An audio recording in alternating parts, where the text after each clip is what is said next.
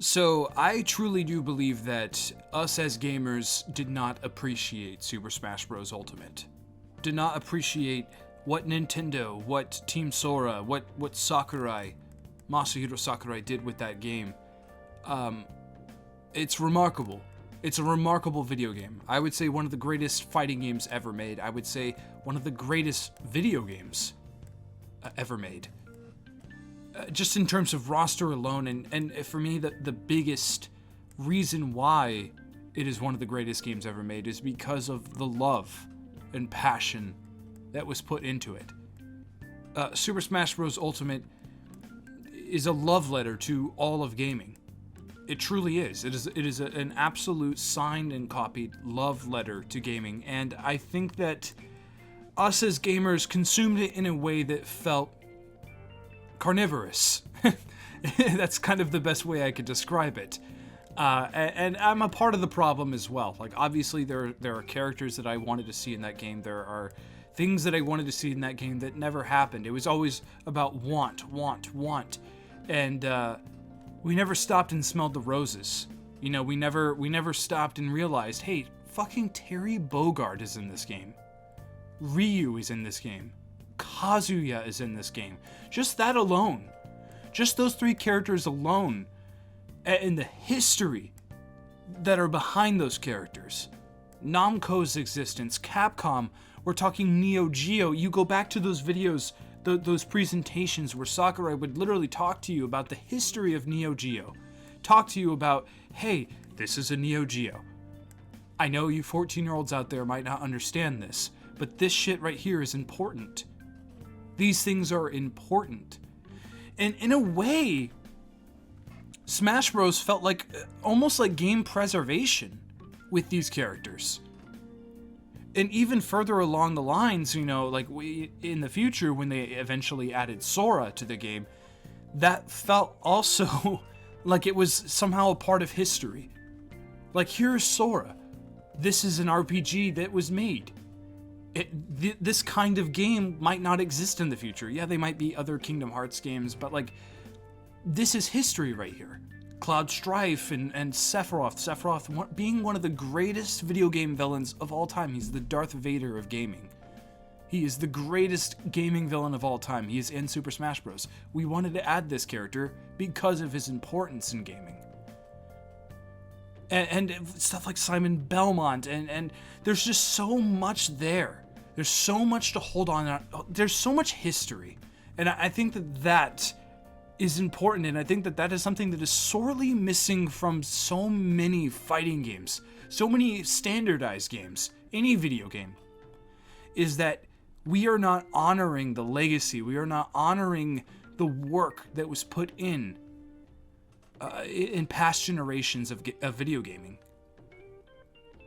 We are not cherishing that enough, and we are not spending the time to point fingers at it and say, hey, what these people did is something special.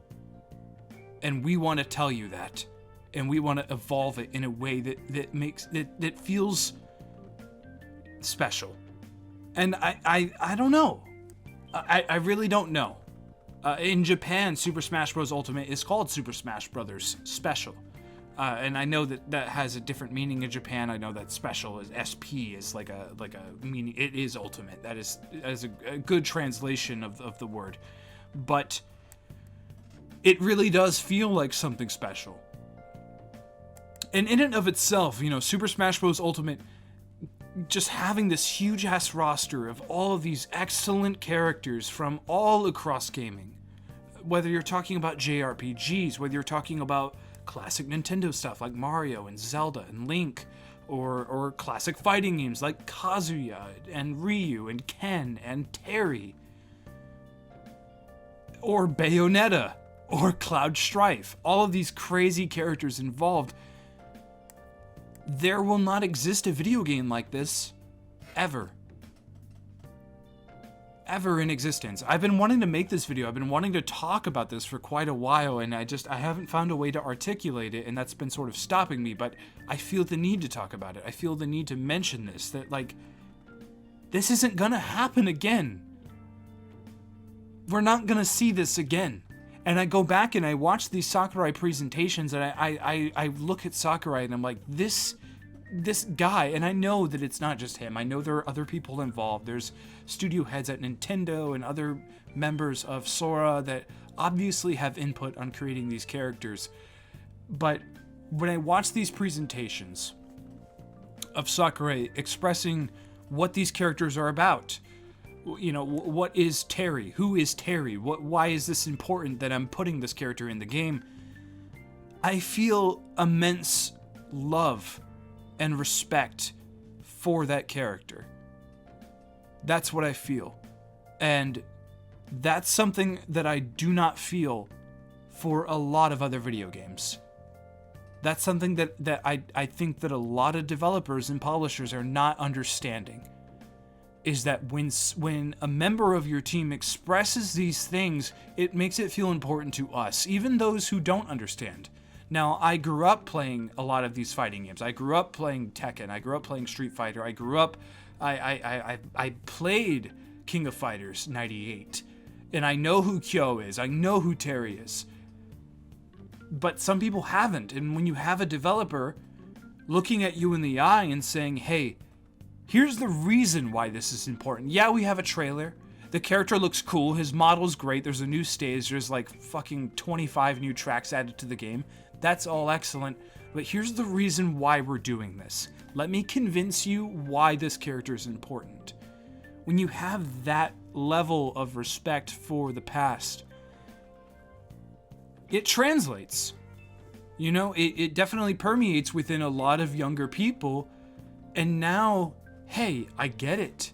I truly do. Obviously, there's, you know, a bunch of kids and a bunch of, you know, dumbasses that don't understand that, and they don't want to listen to that. They're like, well, why isn't fucking Dovahkiin in the game? Where's this character and that character? Where's Shadow the Hedgehog and Metal Sonic? You know, there's obviously going to be that. That's not going away. You know, but studios need to give their fans what they want, you know, and I think that is something that Smash Bros. Did. I think that's something that Smash Bros. Did. And very, very well. Now, how does this get translated into a way that can work in modern day game development? How does this work with a game like Horizon? I think it's transparency. I think that's sort of what it is. Those Sakurai presentations of him just sitting down and explaining this character for 40 minutes, they're long. They're legit long. They're not just like, hey, here's a 5-minute trailer, here's a little overview, here's his moveset, bye. They're long, little, beefy things that tell you about this stuff. I think that is important, and I know that dev diaries exist. I know that, you know, Guerrilla Games has put out stuff for Horizon where a developer will talk about the game for a little bit, but everything feels so standardized and kind of trite. It's like it never goes past, hey, we're selling you this game. Hey, we worked really hard on this. You know, it never goes past that. And I think that's something that we need to avoid. I really do. And that's an issue I have with a lot of different types of art forms and things of that sort. And it's why I love following music and indie rock, because these people are on Twitter. They're talking about their creations. They're talking about how they develop these albums. What is this sound about? What's their inspirations and things of that sort. I want to hear that from these developers. I want to hear that stuff from them. I want a developer to sit in front of a camera and tell you why Aloy looks this way, or why Elden Ring plays this way. You know, I know that not everyone wants that. I know that that's not something that a lot of people desire. It's all about consumption. And is it great? Is it a 95 plus on Metacritic? That's kind of where a lot of gamers are at, and that's a very disappointing thing. But for me, I want to know the story. You know, even games that aren't super great, like a Dying Light. Let's talk about that stuff. You know, let's explore that stuff. What happened? And I know there's there's obviously like NDAs and contracts that these developers have to sign where they're not allowed to speak about certain things, where it's like, you can't mention how bad this video game is. Like, I know that exists. I know that's a thing. But it makes me think about something like NoClip. And if you've been following gaming and if you're really, you know, attached to this industry, I highly, highly recommend you checking out NoClip. No Clip is just a ton of gaming docs that are funded on Patreon. Danny O'Dwyer and his team have done some miraculous things. And recently I watched a documentary about GTA 1. It was about GTA 1 and 2 and about the studios that were a part of it and how it became what it is today. And it's a fascinating story. It truly is. You see the passion and you see the heart that was put into this game, and how when GTA 3 came out, it sort of ripped the heart out. And there's so many different parties and so many different people involved in this thing, where it makes you appreciate it as a whole. It makes you appreciate it more. And those Sakurai videos, I think, are obviously a bit bigger because they're put forth by Nintendo. And that's the crazy thing, is like, there's some things that Sakurai says in those presentations where it's like, wow, I can't believe Nintendo's letting this person speak freely. Letting him mention the PlayStation 1. Letting him mention the Neo Geo competition at the time. And like, that is amazing. The Sega Dreamcast, talking about these things and saying, hey, like, these guys were our big, or the Neo Geo X, they did it first. They did the portable console thing first or whatever. And like, that's kind of insane that Nintendo allowed that. Yet Nintendo at the same time feels so backwards in its transparency and so like, I don't even know what games are coming out this fall for the Nintendo Switch. I don't even know what's coming out. Like, there's so much. What's the opposite of transparency? I'm not quite sure. But there's so much of that, so much mystery involved in Nintendo's IP. Where the hell is Breath of the Wild? And I remember thinking, and I made a video about this when they talked about Metroid Prime 4. They talked about Metroid Prime 4, and they said that they're going to have to reboot the whole game, the whole development of that video game. And it's going to Retro now. We thought that these people could make this game. It's not going in a direct. We don't like it. Hey, it's not doing well. We need to do this thing over again. Retro is taking full charge now, and I remember making a video, and I applauded the transparency there. Because it's not something that typically was given to the public. That's something that we hear about from like a Nibel tweet, or Jason Schreier. Hey, I hear that something bad is going on in the industry. Let's investigate. And then there's these tweets coming out, and then eventually Nintendo will do it. But Nintendo got ahead of it and said, hey, you know what? We need to talk to our fan base and say, hey, this game is years out. We're sorry. Thank you for your patience, but this is what's happening right now, and we need to tell you. And I again applauded that, and I want more of that. I want more of that. I think the further and further we go away from that, the more and more that gaming becomes this sort of gross conglomerate, Activision, Xbox, buying all these fucking companies and just like, here's a bunch of bullshit. Here's a bunch of, a ton of games. And I respect Phil Spencer. I do think that he's one of the better people in the industry in terms of transparency, in terms of talking about what's going on in this business and things of that sort. What's going on with Sony and what's their relationship like. And I love that stuff. Phil Spencer tweeted, hey, just talk to Sony. Call of Duty looking like it's going to be on PlayStation now. Like, those conversations and those tweets and things like that definitely matter. But like, gaming is clearly going in a direction that I particularly don't enjoy, and that is the sort of conglomerate factor. Let's buy up these studios. You know what? Let's buy Square Enix. Let's buy Capcom. Sony, what's Sony buying next? What's the next big? And now there's rumors of Sony buying Konami or whatever. And this is before this upcoming State of Play on March 9th, I believe. So I don't know what's going to happen. I don't know what the future of gaming is, but I just hope that we don't, as consumers, celebrate this sort of conglomeracy. Is that a word? This sort of, like, let's just buy all these studios and let's just be a brand, let's just be a company. And recently, Disney has found itself in hot water, and you have all of these creators, people that have worked on Owl House and people, I believe even at Disney Animation Studios and Pixar and things of that sort. A lot of the animation people have been saying that, like, we don't agree with what Disney's doing right now. This shit sucks. Hey, I'm tired of making cool shit for Disney. Let me tell you why this sucks. And like, that is important to me. Let these creators speak, let these creators talk, let them express how they feel. And I feel like Nintendo did that with Sakurai because of his power, because of what he did, because of how high selling Smash is. But I think that if you let them in a little bit sooner, before you break 10 million copies, I feel like you're going to have a lot of people rooting for that creator, and you're going to have a lot more people rooting for that game. And I do think that you can have your cake and eat it too here. It's that kind of situation where you can be transparent on something and also still say, hey, this is our fucking amazing product, buy it. You can do both. I think there's a way of that. I have no clue how I'm going to title this video. I don't know what this video was truly about, but I think that transparency in gaming, maybe something along those lines for the title, is extremely important. And I think that, I literally was just watching some Sakurai stuff. I was watching Maximilian Dude's reaction to Sakurai announcing Terry. And it just made me think that, like, holy shit, are we going to see something like this again? I don't know. I feel like fighting games, I think that it lends itself to that the most because they're already fighting an uphill battle. And, like, a lot of fighting game developers are just like, look, man, we're trying. Like, I feel like that is sort of the mindset of a lot of fighting game developers and even the publishers behind them. They're just like, hey, look, this is Street Fighter 6.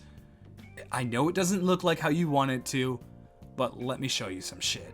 That's what I hope Street Fighter 6, its eventual reveal, I hope that it is like that. I hope that, have that beefy trailer, that story trailer, whatever they end up doing this June or whatever at the end of EVO or E3 or whatever the hell it ends up being. But, like, later, maybe a week or two after, just be like, hey, dude, I know a lot of people didn't agree with that trailer. Let's sit down and just play the game. Let me show you why I think that this game is going to be for you. Let me show you why this game is fucking fun and you're going to have a good time with it. Let's go. Let's play it. Here, let me grab my buddy from the studio as well. Let's just play some local matches. Let's just have a good time. Oh shit, you can do this with Ryu? Like, stuff like that I think is super important, where it's like, if a developer from Elden Ring was just like, hey, I'm a developer at Elden Ring, or even Miyazaki, even like big names over at From Software. Hey, I'm gonna play 2 hours of Elden Ring. Let me tell you what this game is about. It probably would have had less sales because I think a lot of people had misconceptions about Elden Ring and what the game truly is. But, like, I definitely think that there is something to say about that. I truly do, where it's just like a developer playing the game and saying, hey, let me show you what this game's about. Let me show you why I'm proud of this game. Why you should be proud of me for this game. It might be a little too much self-patting on the back there, for sure. There's a way to frame it where it can work, but we just need more transparency in the industry. We just need more transparency in terms of game development, and I think that's why a lot of people veer towards indie developers, because they are on Twitter. I follow Fabraz on Twitter, I believe just like the straight up creator of Demon Turf. And Demon Turf is this incredibly weird art styled collectathon 3D platformer that has an incredible photo mode and just has incredible visuals. This dude is just talking on Twitter and just being like, hey, this is that. I'm expressing how I feel, and this is why I did this about this game, and I love that stuff. Nickelodeon All-Stars, I think, are inspired by Sakurai, and a lot of how they structured their videos and like the how to play stuff, and when they revealed characters, this is how you play Cat Dog, and this is how you play as SpongeBob. And I follow one of the lead designers over at that studio. I can't remember the name, forgive me. And they tweet stuff about this all the time. Like, look, this next update, it's a little funky. I'm not gonna lie, but we're struggling with Unity right now. We're trying to find ways to make this work. Like, that shit matters. It makes me understand it more. Where it's like when I do find hiccups with the game, I'm like, oh yeah, this dude told me about it. He told me that this might not work right. And now I understand it, and now I'm willing to forgive it and look past it and continue playing. Am I the only one that feels this way? Is this something that's just like a random late night thought? It is like 2:30 in the morning right now. It's just like something that I'm only feeling. I'm curious. I'm curious if like other people, they just simply do not care. I know there are people that simply do not care, but I have to believe that there are also people that do care about that kind of transparency and like how these games are being made and that sort. Let me know in the comments below. Thank you so much for listening to me ramble. If you got this far in the video, I applaud you. Hey, listen. I work hard on these videos. It's 2:30. Why am I recording this right now?